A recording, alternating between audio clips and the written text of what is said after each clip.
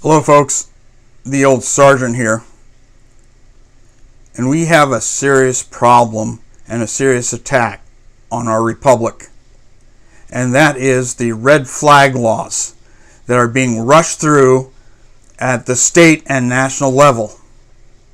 What the red flag law is about is that if the police have any inkling that a person may be a danger to himself or others with his weapons, that they can come and confiscate the weapons.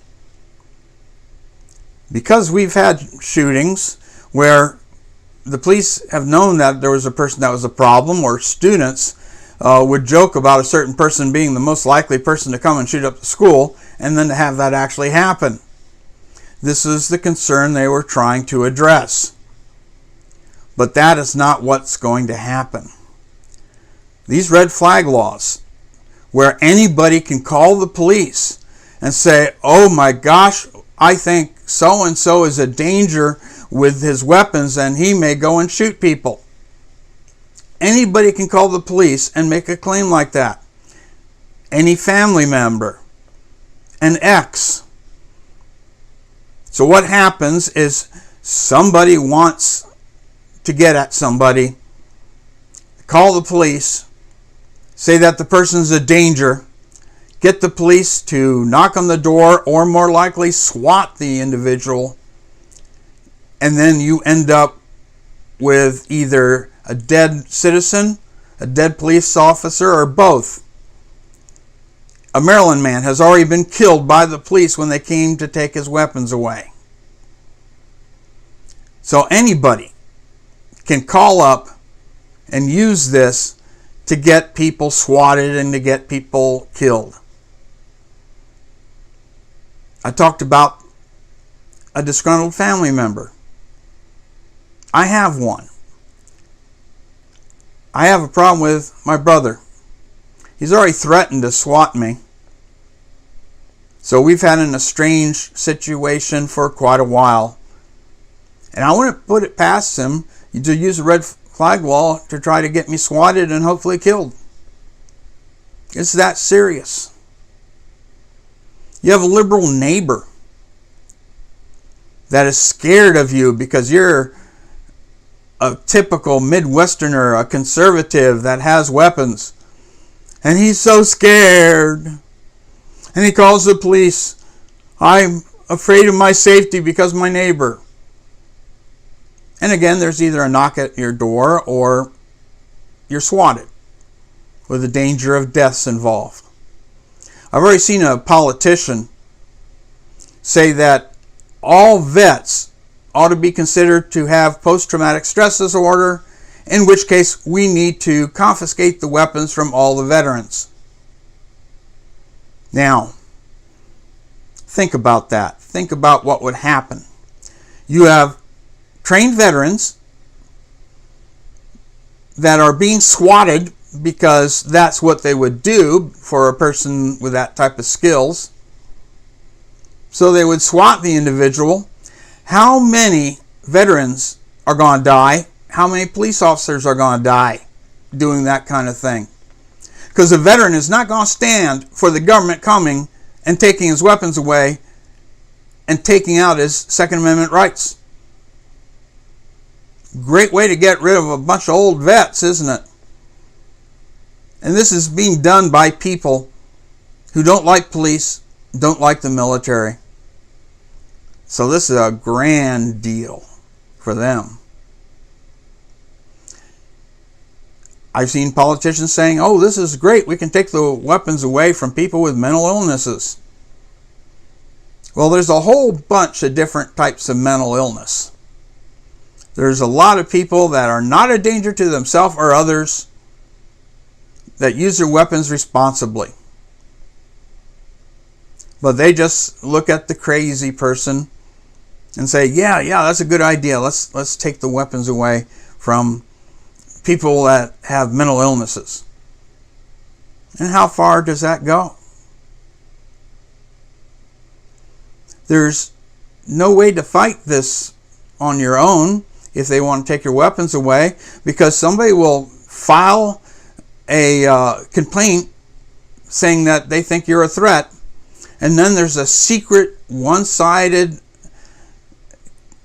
star chamber type operation. You don't know anything about it. You don't have any notice or counsel in the situation. And they decide, yeah, they're going to take your weapons away. Just in general principles, because they dare not do it, because if something happens, they get a complaint, and they didn't take the person's weapons away, and something happens, then it's on them. So for safety, you know what they're going to do. Any complaint, they're going after folks.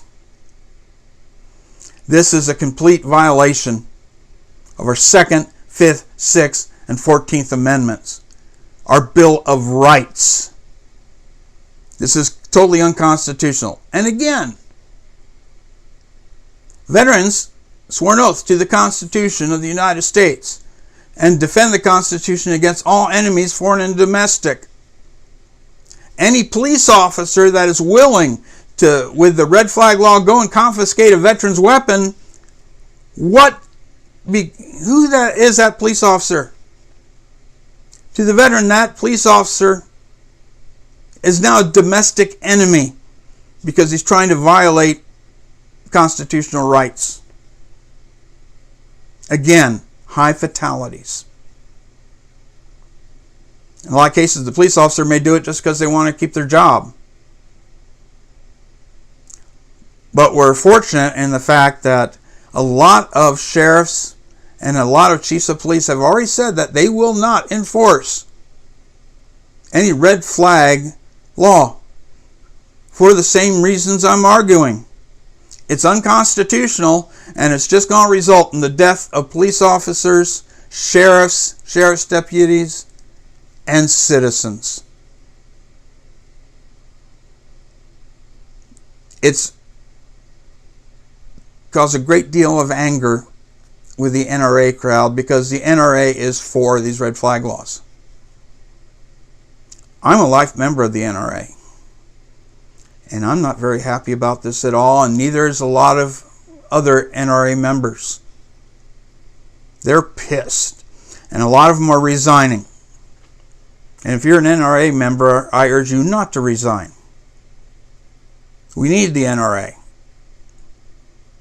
But what we need to do is we need to make it very clear we're unhappy with their stance on this, and that in the next election, we're going to vote out any officer that was supportive of any type of red flag law. We'll remove them. In the meantime, we can flood them with letters saying, "What the hell are you doing?" On Capitol Hill, there was recent hearings about red flag law, and all they heard, all the witnesses were pro red flag laws. There was no person to stand there and say, "Hey, wait a minute." And we have Republicans in support of these red flag laws. You'd expect that from the Treason Party, but not from Republicans. But yeah, they hear it and it sounds good. And we'll prevent suicides with people with mental illness. Well, if somebody wants to kill themselves, they have a lot of different ways of doing it if they don't have a weapon.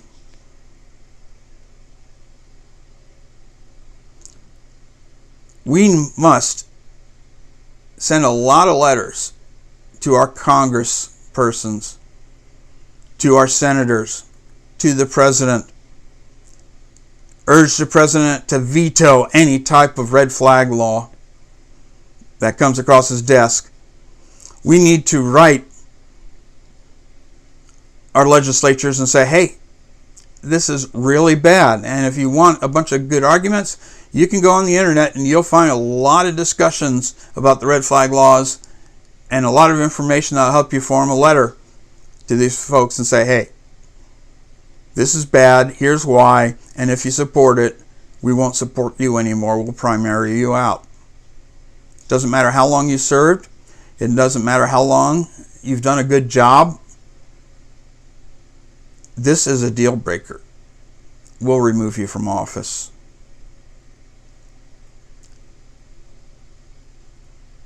So hopefully we can get the police.